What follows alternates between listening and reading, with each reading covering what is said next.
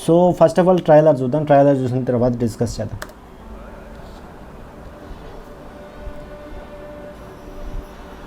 గురుగారు, ఎంత విలువైందైనా ఒక బంగారు పుష్పం కోసం ఉత్సవాలు చేస్తారా? ఓ ఏంట్రా బాబు విజువల్స్. ఓకే. ఓ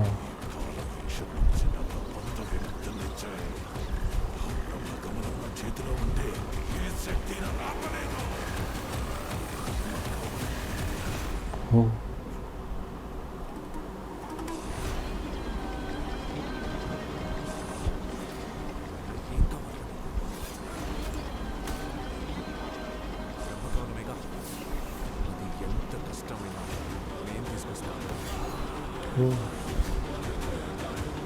తనేనా హీరో?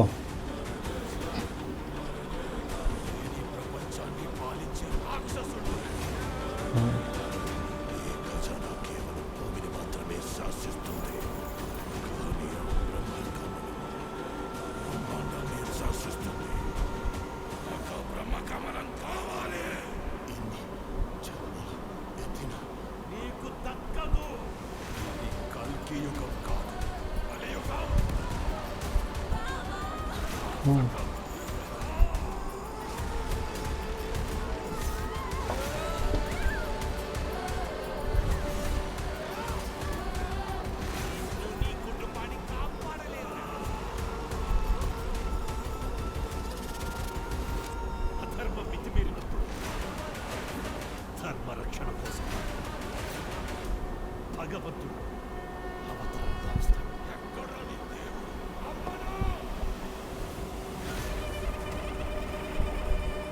లోక సాధనలో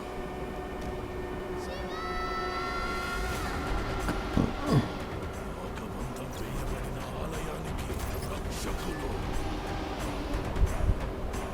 ఈ నరమేధం గురించి చరిత్ర వాళ్ళ రక్తంలో అడుగు పెట్టాలని ఆలోచన వస్తే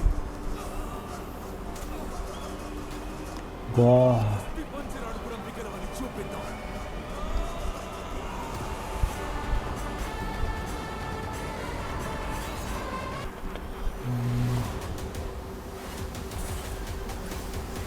మళ్ళీ విజువల్స్ ఏంట్రా బాబు, చంపేశారు నిజంగా. నాగబంధం అంటే నేను పాత రోజుల్లో వింటాంటి, ఏదైనా ఒక నిధికి డెఫినెట్లీ ఒక నాగబంధం అనేది వేస్తారు.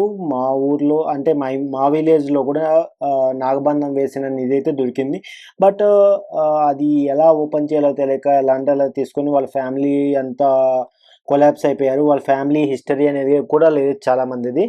సో ఫస్ట్ ఆఫ్ ఆల్ నాగబంధం గురించి చెప్పాలంటే అది చూపించే ప్రయత్నం చేశారు కానీ లాంగ్ లాగ్ అంటే ఐ మీన్ అనంత పద్మనాభ స్వామి స్వామి గుడిని నాగబంధం చేశారు కదా. సో ఆ బ్యాక్డ్రాప్లో కొంచెం స్టోరీని తీసుకొచ్చారు.